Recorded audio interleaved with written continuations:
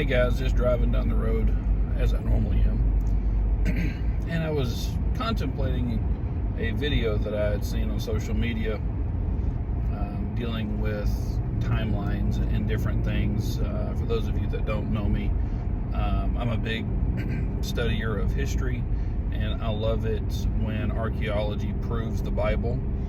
And to my knowledge, up to this point, they have not been able to disprove the Bible, because the absence of information is not a disproving. Sometimes it is just you haven't found the information you're looking for.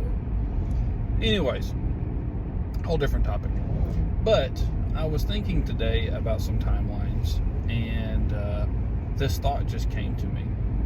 And it come from the idea of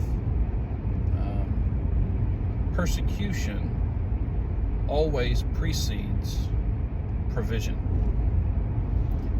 and or persecution always precedes prosperity, however you want to look at that. And so you say, how in the world do you get from that to timelines? Well, I started thinking about the flood of Genesis, or the flood of Noah. And did you realize there are 2,000 years of history from Adam to Noah found in those 10 chapters in Genesis?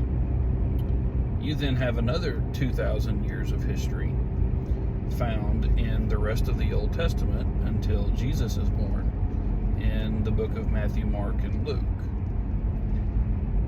And now we are sitting at the precipice of another 2,000 years of history, because depending on which timeline or sociologist you look at, Jesus was most likely about 30 years old when he began his ministry. He was in ministry for 3.5 years.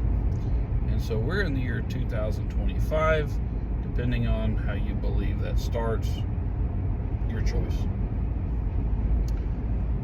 And so what I realized here is that every 2,000 years, there is a major cataclysm or a major historical event that kind of resets everything. You have 2,000 years of history. It says that society had become so wicked that there was only Noah and his family left on earth that feared God. You have another 2,000 years of history, and the church predominantly is what the Gospels focus on. The church had become so disingenuous and so, for lack of a better term, wicked, that Jesus came and changed everything again. And now we're at another 2,000 year period, and I believe we are ripe for another major earth event. I personally believe that this next major change will be the tribulation spoken of in the book of Revelation. If you want more information on that, then go check out the series that I'm currently teaching on the book of Revelation on my YouTube channel, Jeremiah S. Sanders. And so it's just a thought. Every 2,000 years, something happens to really mess things up.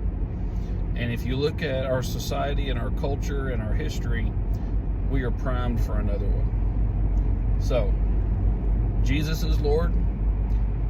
Confess His name. Believe in your heart and live the way He tells you to live. You ain't got nothing to worry about. Don't do those things, you might have something to worry about. Hope you guys are having a great day. We'll see you next time.